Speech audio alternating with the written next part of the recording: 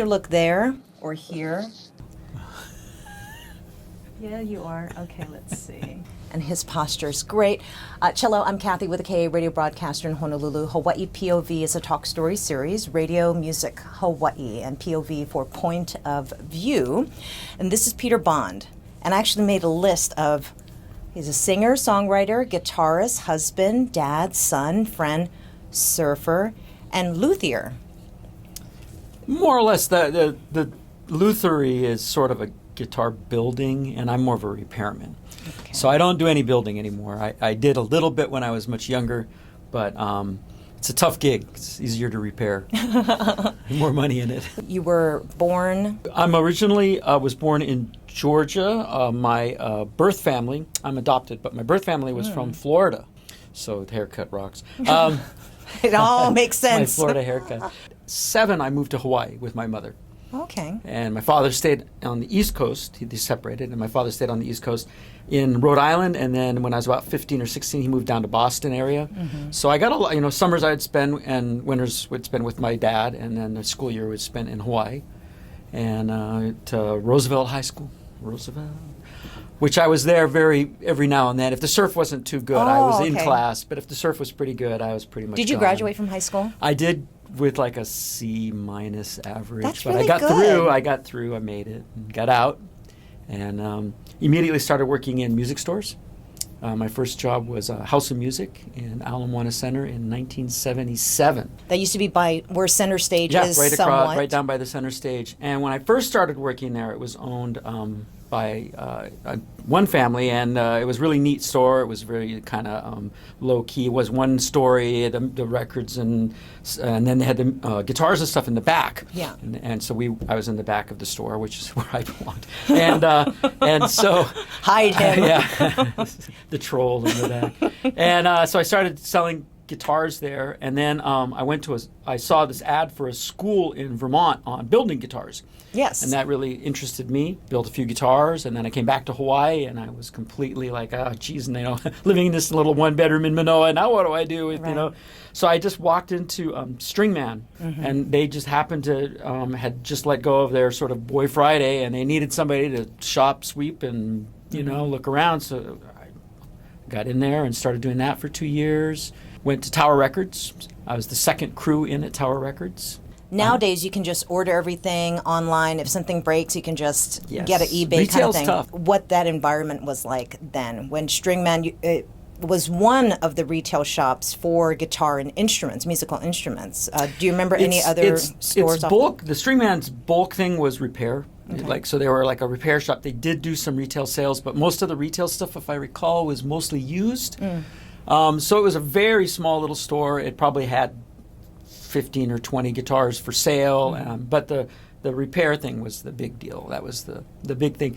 There were a few other stores around, but boy, in those days, House of Music was selling Martins and Takaminis and Guilds and all sorts of things, and Easy Music, I think, was starting about that time. I've kind of, don't get mad at me, guys. I kind of forget those timelines. It's been a while. And but yeah, there was a lot of retail places. I knew all the guys. I'd hang out, and then Howard opened up Hot Licks. Who's Howard? I don't remember his last name anymore, but he opened up Hot Licks, which was like the very first like really cool guitar store that I remember going to, and it was like made by a musician, and he ran it for musicians, and he was a great guy, and he got everybody kind of going.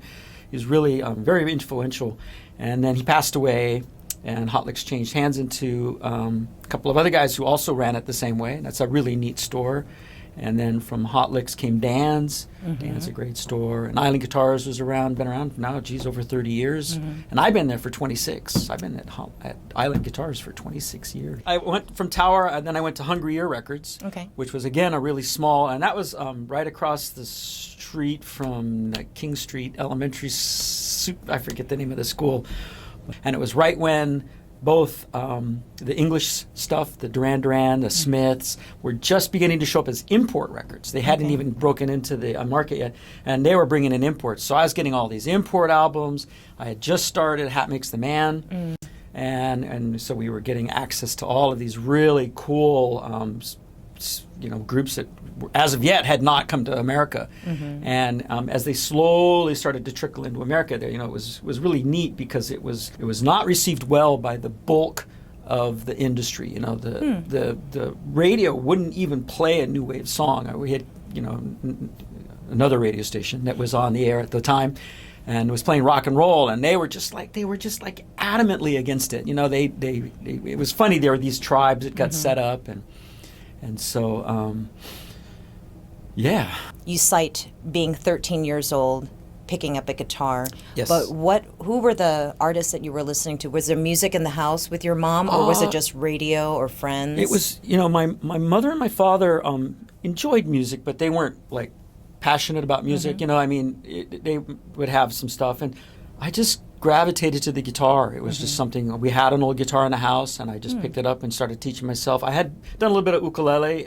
Started in 3rd grade with ukulele at Lincoln Elementary. They offered it. And Music I program. started doing it. Yeah. So in high school days, 16, 17, I started playing with a lot of other people and getting. What was that like? What was a jam session, or how did you get acquainted with meeting other kids who had like-minded musical interests? Because you see someone with the ukulele on campus pretty much everywhere throughout Hawaii, but a guitar, that's kind of that moxie. School, there were a lot of kids that also played guitar, and so we would bring our guitars to school, and it was cool because everybody was. Everybody likes guitar and Beatles songs and stuff like that. And I started to really like writing songs. I got into that even at 17. In fact, we still play a song that I wrote when I was 16 or 17, and so I enjoyed writing songs as well as learning all the stuff that was popular back in those days. I met Byron.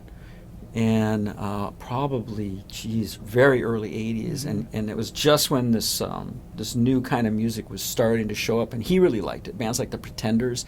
And when the Pretenders first came out, man, they were English, and nobody had heard about them. And when they first hit, it was that thing where they were grouped into that new wave category, and people were like, so, amazing bands. But anyway, I found a guy who liked that same stuff, and we started practicing together, and we met a few other people, and then the band just slowly became Hat Makes the Man. Was it from high school or after high school? It was after high school. Yeah. And there was some very good friends of mine started a band called the Squids. And the Squids were really, without a doubt, the very first new wave / punk band in Hawaii. And there was 30 kids who knew what was up. And, we would go every single performance that the Squids played. Where would they play? They started playing at this club called 3D. Yes. In Waikiki, and boy, that place was just the best club. What was that like for you? Because it's like you were making music, and you're with this crew of people who it was 1 degree of separation because there's only, like you said, 30 of you, and it's like you would support each other's music, and nobody else really understood it or got it.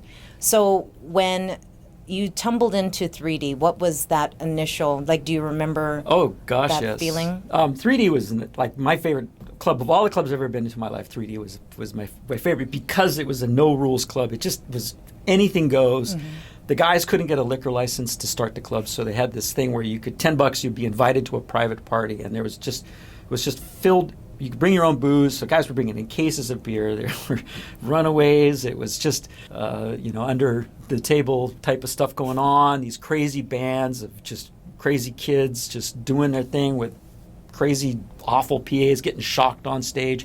It was amazing. It was so much fun. And then the Wave opened, and it kind of drew everybody from 3D to the Wave. And so the Squids started playing at the Wave, and they played there for a while, and we still hung out at 3D. And the Squids ended, and we grabbed Frank and the bass player, Rubella Schatz, originally from the band, and so we started Hat Makes the Man, and we started playing back at 3D again, and then slowly made our way. Rubella ended up leaving and going to a different band, and we grabbed Matt Miller, and then that was the original, the full-on lineup that stayed for 8 years, I think we played, and we ended up going from the 3D, we made it to the Wave, and then we'd play out, and that was a really fun band. It was a good time to be in music. It was when everything was just exploding. There was just this core group of people that was super into it, and they were just, it was a fraternity of sorts, and it's just a beautiful time to be in music. When Hat Makes the Man, you guys put out an album. Searching for the Fertile Fields. there's a funny little joke about that one, and that is we were nominated for Hoku back in those days. The Hokus did not have a rock and roll category, and so Wait, so I want to. That was like 1984, probably yeah, something like that. Okay. Yeah, and so my manager wanted to get us into the Hokus. Who was your manager? Greg Mundy. Can you remember Greg Mundy? Good old Greg Mundy. Yeah, I loved him or hated him, one or the other. You felt something. Yeah. And he was awesome. He was an awesome guy. He put our album up for Hoku, and the only thing we could get in for was best cover art.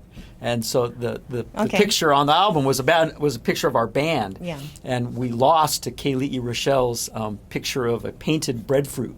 So I always thought that was kind of funny. We prefer the ulu. We prefer the painted breadfruit over the band. Yes, thank you. Oh, that is awesome. So that was a great, stunning loss for us. But do you still have the certificate of the nomination? Marty may still have that. Oh, that's funny. I know you from when I worked at Jellies in the late 1980s and barely into the 1990s. Before I went off when to we ruled the roost in those days, man. Jellies was the place. Right? Jellies 44 P. Koi. Record store to end all record stores, as far as I was concerned. How long were you at Jellies from Hungry Ear? Was there a... Well, I left Hungry Ear, and Norm knew I knew how to buy albums. And then Chris Orrell, Frank Orrell's sister, worked at Jellies, so she lobbied for me to get started there, and I got started there, and it was a great fit. And Norm was he's such a great guy, you know. I still see him. Yeah, I do too. Yeah, I see him from time to time. He actually remembered my name. That's nice. Shut up. That's so funny. He's great. Hey, kid. Hey, kid. Yeah. Hey, kid. From Jellies, you're 8 years into island guitar. I know ASL as American Sign Language, but you probably know it as American School of Luthier. Was Charles Fox an instructor of yours? Yes, Charles Fox was the guy who ran it. It was Guitar Research and Design was the name of the... 1973, founded by Charles Fox, the School of Guitar Research and Design Center. It was the first one in North America, South Stafford, Vermont. And 20 years later, they introduced a West Coast and I don't version. think it not didn't the same. Fly, and he also was he got into building for a while, he has an when he was on aerial the design East Coast, he had these crazy designs when he was first doing it. So show up at South Stratford, which is in the middle of no place, Vermont. It was great, but I mean, How did you find that place? It was on in the back of some guitar Matchbooks? magazine. Yeah, really. I was like, become a guitar man. Sea monkeys, learn to make guitars. Perfect in the comic book, and so I just it was for the time it was a little expensive, but I think it was $1,200 per semester, and I went for 2 semesters. I went for the electric and the acoustic. And I built 1 acoustic, which I still have to this day, and 3 electrics. 1 I have, but it's just sort of retired and sits there looking pretty. And it was really fun. It was neat, you just up in the middle of no place, Vermont. We were there for fall through winter. So I got to see the changing leaves and experience freezing cold. Learned to basically build. We made the necks. We did everything. Did you learn about the history of the instrument, that kind of thing? Or they're not so much. It was really just traits, how to build it. It was just how to build a guitar, and they would take you through the steps of the day. You slept there and ate there, and then you get up in the morning and you'd say, today we're going to be shaping a neck, and you'd watch them go through it, and then there's 6 other students besides yourself, and you'd walk through, you'd each have a station, and he'd just help you out along the way, make sure you're doing it right, and then at the end of the 6 weeks you'd have I had 1 acoustic, and then the next 6 weeks I built 3 electrics because I was a little faster at that point. Wow. So I mean, it was built into the tuition. Yes. Yeah. So it was. So if you were faster, you would have 17 acoustic guitars. I needed to go a little bit quicker there. Now I know. I'm going to sign up next year. But now it's like $6,000 plus for these classes. It's just crazy expensive now. It gave me a good beginning, a good start, and then by going to Stringman, that was where the repair part of it kicked in.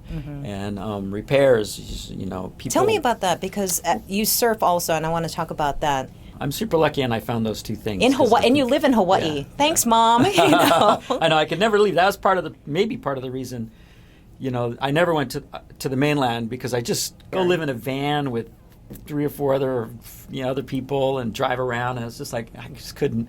It's like, surf's up, man. I'm not interested in. What if, like back then, if you could time travel? Good thing it's just a what if. Yeah. I don't apply what ifs to my life, just to other people. But if somebody proposed like to go on tour and you would just hit up spots that had surf, I mean, wouldn't that? See, that would have brought you on the road. Yeah, we have the California and the East Coast tour. We just go up and down the coast chasing. Is it winter yet? Never could really do the full commitment, and that was what the record companies wanted from us. We, our manager, Greg, got us to get listened to by some record guy at MCA, and it was brutal. It was brutal. I mean, he was just like, I'm going to show you how this goes. And we go into this guy's office, and first thing he does is he pulls up a box. He's got this big cardboard box, and inside the box are like 50 cassettes. And he goes, "This is what I get every single week. I get 50 unsolicited cassettes and albums from random bands, and they go into this box, and they go under my desk, and at the end of the week somebody clears them all out, and I just never listen to them, but I'm going to listen to your album because you're friends of Greg." And so he took the album and he played like 10 seconds of each of the first 3 or 4 songs, and from that he made his judgment on the band, and that was how they were doing it, and it was just like, you sound pretty good, and we're going to keep an eye on you, if you guys can build up a big following on the mainland, and, and we were just like, oh my God, this is just like terrible. And, I guess it's that way for the arts pretty much generally, the artist is the last guy to get paid, right? He's the one that creates the product, whatever, from visual art to music to whatever the art is, the artist is just the last guy who gets any money, and it's just pittance, and then he's the first guy who has to deal with the lawsuits or the thises or the thatses, and it's just a horrible. I mean, you get these wonderful stories you hear of like guys like U2, they're millionaires, but I mean that's the 1% of the 1%. It's just crazy that never happens. So I'm grateful in a sense, as you talk about going in the Wayback Machine. I'm grateful that I never did actually get into that whole thing, because it probably wouldn't have ended well for me, And, I lived a really great existence in Hawaii. Like you say, I get to play music. I get to go out and surf. And I have an incredible group of amazing friends. I have a great job that I love. Tell me about Island Guitars. I'm the do-it-all guy. I'm there 5 days a week, sell, repair, talk, hang out, fall asleep, all sorts of things. You don't nap in the office. Maybe from the fumes. My line is, I wish I could fall asleep as easily at home as I do at work. It's so soothing, just like working with these instruments. Every single guitar has its own personality. What you're trying to do to achieve a really playable instrument for the customer, and that's his baby. They're like trusting me with their child, right? And so I try to do the very best I can, and it's fun, it's exciting, it's rewarding. You give somebody back a guitar and they're just like, oh my gosh, I play so amazing, I never knew, and it's just like, it feels really good, and I'll get calls from guys, that's just thanking me, and it's just it's very rewarding. Plus, I get to talk about music all day long, which is, it's like working at the record store. It was just talking about music and bands and guitars, and it's just fun. And I look forward to going to work every day. I look forward to being there. I work with a great crew of guys. They're really neat people. So again, a lot like Jellies in a sense. It's just this small group core of people you get along with and talking to people you love, and I'm very blessed in that I was able to get a place near the water. My surf spot is 100 steps from my front door in the morning. Is it your number one spot? Yep. Like if you could pick some place around Oahu? It is. I mean, if I could like chase everybody out of the water and then be, it'd be. Is that ideal for a surfer? It was just not share waves. It's such a selfish sport. It's the most selfish sport. You really want to. It's your own thing, and you might go out with a friend or something, but all those other people, they're just nuisances trying to get your wave, so. But, the place that I go out, and we'll leave it unnamed. Because I've been going there. Yeah, I'm at Diamond Head. I'm out at Diamond Head.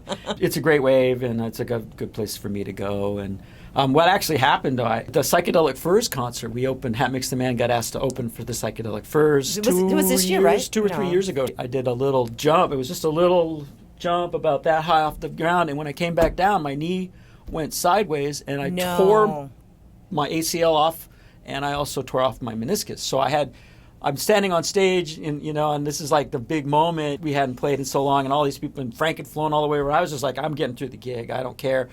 And I just kind of posted up in front of the microphone, and pretty much I don't think most people knew that it had happened. Yeah, that was my rock and roll moment, and it was my life-changing moment. I suddenly had no ACL. Couldn't surf, couldn't do anything. Oh, my gosh. So I tried to, I had this doctor who said, you can do it without an ACL. And okay. So I tried for a few months, and that didn't work. Don't go without an ACL, kids. And got the operation. 4 months in, they said, I said, can I start just kicking with fins and stuff? Because I was doing engineering. Yeah, sure. That's good PT, I would Yeah, think. so I actually started bodyboarding. And I was digging that. I was having a blast just going out and being in the water. Being in the water, catching waves and just taking it easy. And then 6 months, they were like, go back to surfing. So I started surfing again. And then my shoulders, 45 years of surfing, they just said, you've done it. We're not going to play nice anymore. And it's not anything wrong with them, but they're just old.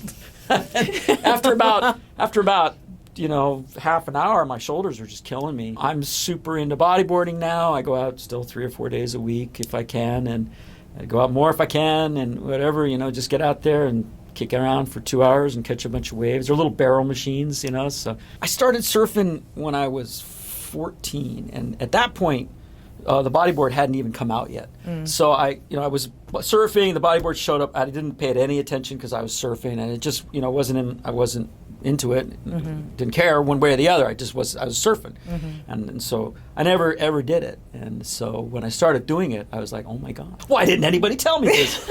As you get older, as much as I wouldn't like to have it happen, that twitch muscle, that thing where you jump up to your feet, and, it's not as twitchy anymore for me. I know there are some guys who pull it off. There's a lot of guys out there they're still surfing in their late 60s and beyond, and more power to those guys. But a great many of us are experiencing the same thing. You start going on to longboards, but the bodyboard brought back that extreme, late drop and all that stuff that I'd kind of lost. So I'm happy as a clam right now. I went from being on a longboard, where I was the king pig, to just now being the last guy to catch the wave if there's a wave coming through. So it was a humbling step backwards. Sharing a wave on a bodyboard the same as Unheard sharing... of. No.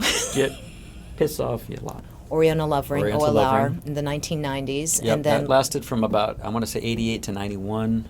And that band, a little history piece on that band, we were the first band to go to South by Southwest from Hawaii. And we played this place called the Ritz. It was really cool, and we had a great time. And we had MCA, actually, was it MCA? the record label, okay. yeah, was courting us, 4 Hawaii boys. And none of us were, Bino was a farmer, and none of us were going to go ride in a van around with each other. We, could only stand each other probably for 2 or 3 hours. Who's going to drive? Not me. Yeah, that was cool. And eventually we just kind of, the band, it went solid and fierce for 3 years or so, and then it just kind of finally trickled out, and the drummer and his wife moved to the mainland and started up Spiny Norman. Spiny actually ran for 10 years.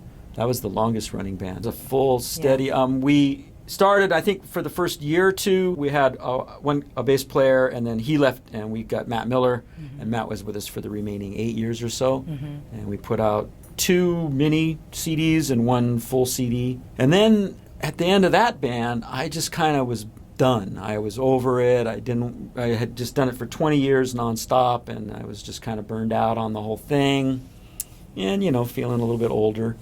And, a lot of the places I was playing, I was looking, and I was like, everybody's half my age at this point. Now when I play at clubs, everybody's even more than that. Math. Roosevelt. Carry the one, It's Peter. more Carry than the 5. one. Down the road, a few years later, I started just to play with Chad from Oriental Lovering and this guy Larry, who was a drummer, and he got his name Loud Larry because they say the problem with drummers is that they think most people want to hear them, and and I've never heard that one. I like that one. Okay. He's a great drummer, and he and I have been playing together now. It's probably longer than any of the other people that I've ever played with. With Chad from Oriental Lovering, we started Monkey Hate Circus, and then we managed to con Bino into coming back. So we kicked back into Oriental Lovering, and that went for another 2 or 3 years. And we put out the In This World CD, which I'm very proud of. That was a great CD. And that band kind of trickled away. Started just a hobby band, so to speak, kick out the jams. That was the Whatevers. We go by Peter Bond and the Whatevers. It's just a collection of all the stuff that I've written or some of my friends have written. They're all friends, but that's what this was. It was just a way for friends to get together. And we actually, the end of September, we debuted my newest band, which is, we grabbed this guy, Andre, used to play in a band called the Beat Poets and Planet Chain. He's a crazy good guitar player, really nice guy. And so we added him. We started up with Monkey Hate Circus. And so I've got both Monkey Hate Circus and the Whatevers. Monkey Hate Circus is a real sonic, kind of a intense Morse, and Whatevers is a little more playful and a little more fun. So it's just we can do which one, whichever one is right for the gig, and we have a good time doing it. There's no money anymore. There never was much, but there's even less now. Yeah. So it's a good thing. We just want to do it as a hobby and to have fun. It's nice that you are able to allow yourself to do that. When did you figure out that you didn't have to get permission from somebody to just go out there and play music and to write songs? Was it just like, I just need to get this out there? You walk into that artist category, that, again, media, visual, whatever. You're doing it for yourself mostly, and somebody doesn't like it, oh well, it's their loss, so to speak. Especially music, somebody's going to hate you. You suck. Thank you for hearing it, to have that kind of assumption that we do. Yeah, wait for the next song. Play something, But we have a good time. I'm lucky in that I've found talented people who are willing to play songs that I've written. And that's the best part. That's exciting. Yeah, it is. And when I say songs that I've written, I mean I come in with maybe lyrics and a basic structure, and then I'm not telling the drummer what to drum. I'm not telling the bass player what. I mean, I don't know. I mean, here's my part, so to speak, and here's the way that it goes, and then everybody just adds on their thing. Wow. Although my name might say by me, it's really by that band, in a sense. Yeah, at this point especially, it's just all about a good time. And when I get my big royalty checks, I'll make sure to divide them up equally. So. All 13 cents to that guy. Ooh, so generous. Onto that guy. Double digits now. Yeah, got to do math again. So. When there is time to make music, you just go into the studio? Do you just start open your phone when you have some idea come to you, making something new? Or is it just on the fly? I call it my muse. Yeah, okay. And the muse visits sometimes, and other times wherever, it's out surfing. I'll be playing on my guitar and something will come. And that's how that happens. It's just like something shows up and it happens. And sometimes I'll get this periods where the muse is there for a period of time and I'll write 3 or 4 songs. But, I wrote one about 4 months ago that I'm really happy with. At this point, geez, I'm probably 50 or 60 songs deep. As far as songs nobody's ever heard.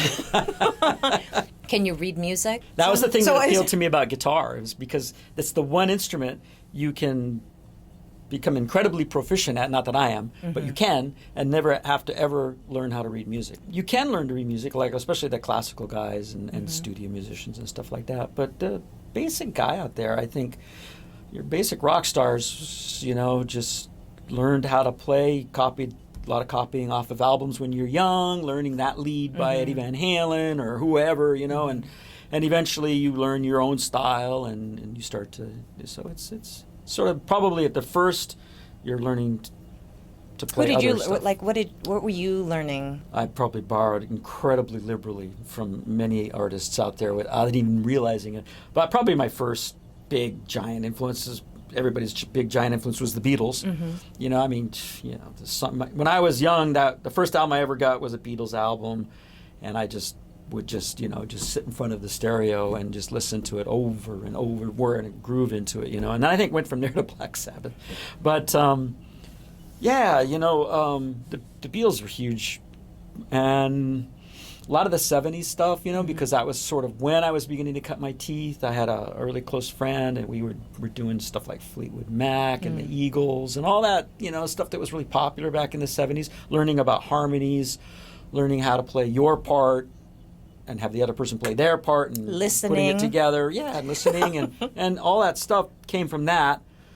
And then in the beginning, of '80s, the first gig I had with Hat Makes the Man was at the campus center cafeteria. And that was the first gig, and a bunch of people came down. Greg Mundy was there, and the guy that owned 3D was there, and he gave us the job at 3D from that gig. So it just started, the snowball began, and it was crazy how it all happened. And when I started that campus center cafeteria, like the bands from England, which now you list them off, and they're just like super Mainstream, well known, yeah. But at the time, nobody'd heard of the Stray Cats, nobody'd heard of the Smiths, or even U2 was underground, and Wire Train, and these great bands that were really interesting to us. So probably started off playing those kinds of bands. Ecstasy, remember that band? They were a great band. So we were the only guys at the time that were really doing that stuff. And again, the 30 or 40 people that knew about it were really interested, and it sort of grew and grew and grew, and it became a pretty big thing over time. It was fun. When do you find out when a song is ready for public consumption? Almost immediately. Is one or two practices, and you're trying to get it out there, and then you just build on it over time, and so you'll start off and be real rough around the edges, people trying to figure out parts, and then as you throw it out there. Again, if somebody's like, I don't like that song, you'll be like, oh well, I do. Yeah. And and you play it, and before long you've got it. It becomes a really defined song. But yeah, we were always ones for every band I've ever been in. It's just get it out there as soon as possible. But you want it to be relatively practiced. Well, especially with Hat. Hat Makes the Man, we played a lot. Because I don't know what I would compare Hat Makes the Man to, and I don't think there's anybody I could compare OLR to. It's just like you guys just sounded like you sounded. Oh, thank you. Yeah. I suppose, I think we all borrowed liberally from many sources. Definitely Hat Makes the Man was inspired by both the Atlanta stuff, that was coming out, REM, and there's a lot of smaller bands that... Replacements. Yeah, well, Replacements was Oriental Love Ring. That was, we were loving that band. We used to cover a few of the songs by them, and we really thought they were pretty cool. That was neat because they were just very loud and raucous, out of control, drunk sometimes, and that Oriental Love Ring kind of had that thing going for it too. All the bands that I've ever been in have just been so much fun for me. I just loved every single musician that I played with, and I always said I will surround myself with talent, and that way I could do my thing. Look at them! Don't look at me. Every band that I've been in has just been an absolute and total joy. I have another 3 hours worth of experiences to talk about with just crazy, rock and roll moments. And who are for each of those bands, to the best of your memory? I can remember. As far as like being support or opening acts for like national or international in Hawaii. Well, let's see. Hat Makes the Man, The Pretenders, John Waite. Remember him? I love him. Did you know I love him? Yeah, of course. I wouldn't be surprised. And I can't remember anybody else. Oh, Romeo Void. Oh, that's Hat Makes cool. the Man open for Yeah. Romeo Void. There's probably one or two that I'm forgetting. We did get Iggy Pop up on stage with us once, and that was a big deal. Oh my gosh. Our manager, Greg, he got him up on stage. He played 2 songs with us. And after the gig was done, I walked over to him and I said, I was like so excited. And I was like, oh my God, Iggy, thank you so much for getting up on stage. And he didn't look at me. He just said, it was necessary. And I was like, all right. So, but Oriental Love Ring, we opened for the Dead Milkmen. Oh, yeah. That was a big show. And In Excess. And then Did you get either Hat open for In Excess or Oriental Love Ring. I forget which. One of them did. And then Spiny opened up for a lot of bands. We've got the Smashing Pumpkins, who are the nicest band that I've ever met. They were the nicest people. They let us use their dressing room. They let us eat their food, drink their booze. They were like, Chicago. whatever you guys. They were so nice. They were the nicest people ever. Mary's Danish, Fishbone, The Cult. That's a great rock and roll story. But I won't my share that gosh. one. And a few others that I'm forgetting. But The it was always 1990s fun to were open. really because good. they were, and I knew all the promoters. It was After Dark, Nimitz Hall. Nimitz Hall. Or Wave, maybe. And the then Sheraton. Pink's Garage. Yeah. Yeah. But it was Mari or Karen or Lauren. Right, Golden Voice. Golden Voice. And There's then Pat. Rico Largo. Rico Largo. Well, that name sounds like... Yeah, he did Smashing Pumpkins and Mary's Danish, and he was bringing in a bunch of stuff. Romantics. We opened for Hammocks the Man opened for the Romantics. That was the guy that warned me about the record business, because he was like, "You'd think with what I like about you, we would have some money," but he says, like, next two albums tanked, and I owe the record company thousands and thousands and thousands of dollars. I was like, ugh. You were saying that there's a song that you wrote when you were a teen that you occasionally play. Which song? It's actually a country song. I wrote this silly country song, and for some reason I played it for the band, and they were all like, "Let's do it." So we do it. It's a joke. It's a sort of a joke song, but it works. It's fun. Which one is that? It's called Old Paint. It's a song about a horse. Really? Yeah. Oh. I know you're online. You're on IG. I see you posting water images when you're out in the ocean. Yeah. Facebook, I tend to mostly concentrate on my surfing stuff. I have one of those little GoPro cameras that I like to take out with me and try to find shots of moments or waves or other people surfing, and sometimes I might get a ride that I've gotten or whatever, and I'll just throw it up there. But it's just it sounds like stuff to do. Like every day on the water is a great day on the water, but anytime you catch a wave out of like 7 hours, it's like, that was so good. Yeah, it's that one wave. addictive. The ocean never lets you down. Yeah, well, it let me down yesterday. Let my shoulders down. My favorite place in the world is to be on the ocean. Would you rather music or surfing? Oh my! I don't think I could choose, but it's part of my DNA. I can't pick. Have you met any of your idols? Greg Mundy brought U2 to the Blaisdell for the war tour. It was during the war tour. And originally we were going to open for U2. So I was like, oh my God, I don't know if I want to open for U2 because, they're so good. But I was stoked. But then the Alarm, they were staying at the Kahala, and they invited us to the birthday party for the drummer Larry. So we go. So hot. And Larry Mullen Jr. Yep. And so we go, and it was U2, the road crew, and their families, and that was it. And so we were like, oh, and they were so nice. They brought us in. They hung out with us. We got to talk to them. And Bono came down to the Wave the next night to see the band play. Your band. Yeah. Hat Makes a Man. Hat Makes a Man plays. At Wave Waikiki, Yeah. 1877 Kalakaua Avenue on the edge of Waikiki. That's the one. What? Yep. So Bono watches our set, and afterwards he says, "You guys are great." But he's like, "Why are you guys playing so many cover tunes?" And I said, "Well, gotta get people to dance." And the club owner's like, "F the people dancing, f the club owners." It's like, if you're going to ever make it in music, you got to write a 3.5-minute song. That's the only thing that's ever going to mean anything. He says, nobody's going to hook you up because you wrote a great song by the Smiths, or you're playing a song by the Smiths, right? They're going to want to see what you got to offer. And at first I was kind of like, what does this guy know, And then I just thought about it, and at the time too, Frank was really getting into writing music. It was sort of like the red light. It was the green light.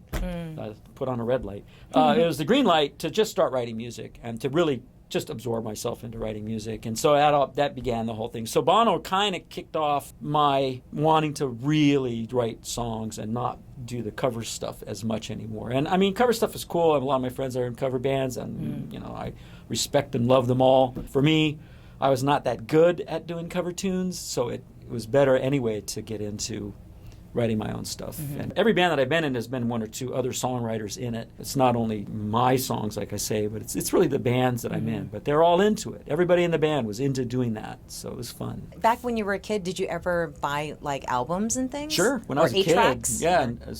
Well, no 8-tracks. I never had an 8-track player.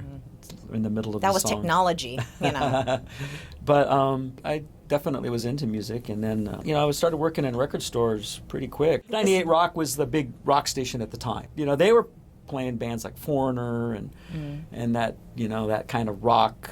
It's just not catching me, all these jockey guys, posturing and all that stuff, and it was like, this is lame, and then that Sex Pistols album came out, And I was just like, oh my gosh! Just from the packaging alone, this is it. It was so yeah, different. never mind the bollocks, and I remember getting it at House of Music. I was working at House of Music, and all the other guys were just like trying to break the album. I was like, give it to me, you know. And I took it home, and I was just like, oh my gosh, this is the amazing, you know, like the best ever, you know. These snotty English guys are just like, these guys have got it. And it was like, I think it was kind of like, you could say like Green Day in a sense. Music gets to this point where people start feeling like, you know, I can't do it. That you hear like Eddie Van Halen, if you're a beginning guy, you're just like, well, I can't play guitar.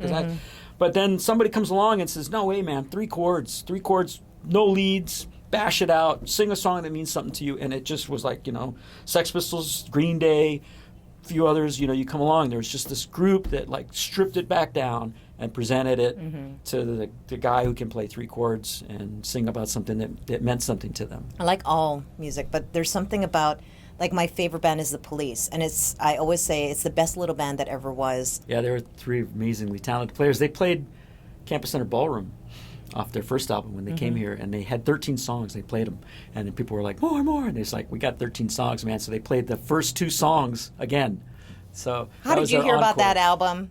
How did you hear about the show? Like, were you just in those days? You know, that was there was enough people that were into that stuff. The other great show at the Campus Center Ballroom was Devo. That was one of the all-time concerts that I've seen, and you know, it was just this tiny little place. There was probably 200 or 300 people there, and Devo just put on this amazing Campus Center Ballroom or the cafeteria. Also, this was this predated 3D and Wave Waikiki as far as like venues. Right about the same time. Oh, the Wave. It predated the Wave for sure. Yeah. 3D kind of showed up right about the time when all of it showed up.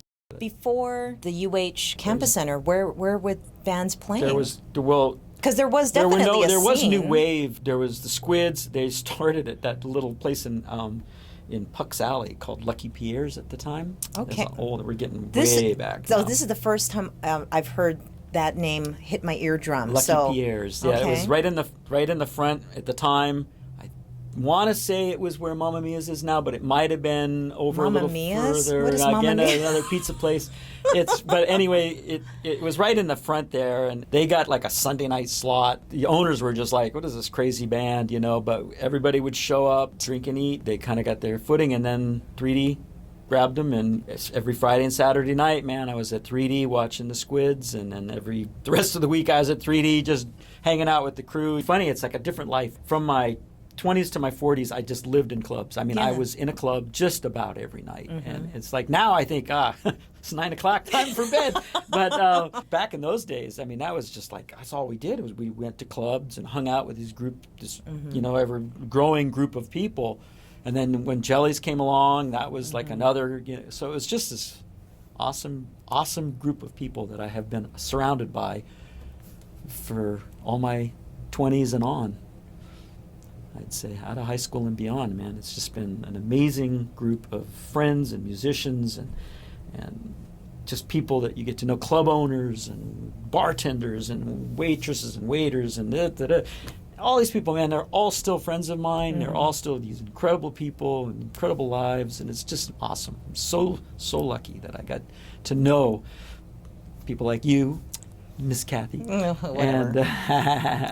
And, but isn't it neat? It's just like there's no expiration on it. It's like you can just keep going. Just keep going. You know, it's if not for guitars, if not for the music, you know, if not for your current lifestyle, what your other option? It wouldn't have been pretty. Yeah. You know, I wouldn't have been. I was pretty much that ship without a rudder when I was young. You know, and music gave me a steering mechanism of sorts. You know, I didn't know where I was headed, but it gave me an opportunity to at least do this with it. You know, and yeah, because I didn't have any. You know, I got out. I really didn't like high school. Yeah. And I got out and I just immediately fell into music, and that was the thing that probably saved me. There are some really good bands, some young bands that I've seen that are really, really good, but I don't see as many And aside from the punk scene, which seems to be pretty solid in Pretty Hawaii, healthy, a few of the punk shows that I've been to have been pretty well attended, and people like really get into it and have a They good time. spend money. Yeah, those punk kids. Yeah. When did they get money? When did the What's punk kids going get on? money? I used to be stealing the beer off the table when the guy wasn't looking. That's how you got it. I'd leave the bar with 2 black eyes. That's right. That's right. But I don't see as big of a scene that there was at one time. But again, I'm not. That could be the perspective Yeah, thing, too. you know, I'm not. You know, if I go to a show now, I think everybody looks at me and thinks, "Is that a cop?" We did a show, 2 nights ago, and a kid came up to me and asked how old. I had my birthday lay on, and he asked me how old I was, and I said 61, and you could see, like the blood sort of drained from his face as he's thinking to himself, "That's older than my father, and maybe as old as my grandfather." But we rocked. We rocked him, man. We rocked him. You look great. So, I appreciate you saying that. Thank you. I You feel gotta- good. Feel great. Feel good. I don't, I'm not going to tell you my age. you're Just younger. still in her 30s. Well, I'm not going to lie about it. I'm just not going to talk about it. I'm so proud of all my bands. Yeah. I'm so proud of, I'm so happy and so honored to have been able to play with those musicians, because every one of them, every single musician that I have ever played with has just been something really special. I don't think I can ever think of somebody that, there's not a person in any one of my bands that I didn't think was like a really special musician and person. And so, staying with these people for 8 years or 10 years or more, it's been my honor to being able to get together with these folks and play music. Strap on a Les Paul and go after it. I'm in the happiest place, this happiest place you can be if it's not in the water, So those are versa. the 2 other things. Because you're bodyboarding now, I guess it's like I was going to ask how many boards were in your quiver, and the same for your guitars. How many? I actually I have more surfboards than I do guitars. I'm one of those guys that I found this gold Les Paul, my gold sparkle Les Paul. I found that in '96, and I sold every other guitar I had. I was never going to play anything else. That was like I had found the guitar. I found my Lucille or whatever you want to call it. It was like it the the one. tone or just the feel? Everything. It was. Was it love at first immediately sight? It was the looks. Oh. I saw that gold sparkle, and I was just like, I love you. And I picked it up and played it, and I was like sold. And I started playing it, and I had other guitars, and I never pick them up. I would just never do it. And eventually, I was like, wow, I'm just sitting rotten in the case, get them to somebody else. So, and I have one acoustic that's just a beater acoustic. I don't even have anything. So, I have 2 guitars, and then I have 7 or 8 surfboards and a couple of bodyboards. So I'm definitely. It's a lot easier to collect those, though. They're not quite as much money. A guitar costs some scratch. And Are you ever going to let go of your boards since you're bodyboarding more? I Or keep do you them think you're around. going to heal your shoulders? No, I don't expect that's going to happen. That didn't sound like the prognosis that the doctor gave me. He said, that was the classic example. I said, "Hurts when I do this," and the doctor said, "Well, Don't do do that." And that was pretty much it. So, I do a little bit of yoga and stretching and all that stuff, but it's just they're just old shoulders, and so I don't. But I keep them because I have friends who surf or come visit and all that stuff. So I've always got a surfboard available if somebody wants to hang out, and then I've got a bodyboard available if they want to do that. I've got kayaks available if they want to do that. And Wow. I got all the water toys. Giving Hawaii Kai some competition out there. That's right. Oh no, here he comes on the kayak, they say. He's putting out his sign. I've been blessed with amazing friends, amazing people that I worked with, all those jobs that I've had. It was the people that made the place. Jellies was a cool record store, but the people that worked there, you and so many of the others, Billy. And Sean, and so many. There's so many great friendships that were developed from those time, just I'm super, super, super lucky in that in my life. I married a very patient and beautiful lady, Yeah. Lala. She loves me and takes care of me, and my daughter is amazing and beautiful, and I'm super proud of her, and all of the relationships that I've had in my life have just been amazing. So at 61, I am massively blessed and couldn't be happier. I'm happy you're alive. I am happy I'm alive. Yeah, super happy. I love being alive. So it beats the alternative, right? At least so I hear. Who knows? After we pass away, we're like, no way, this is amazing.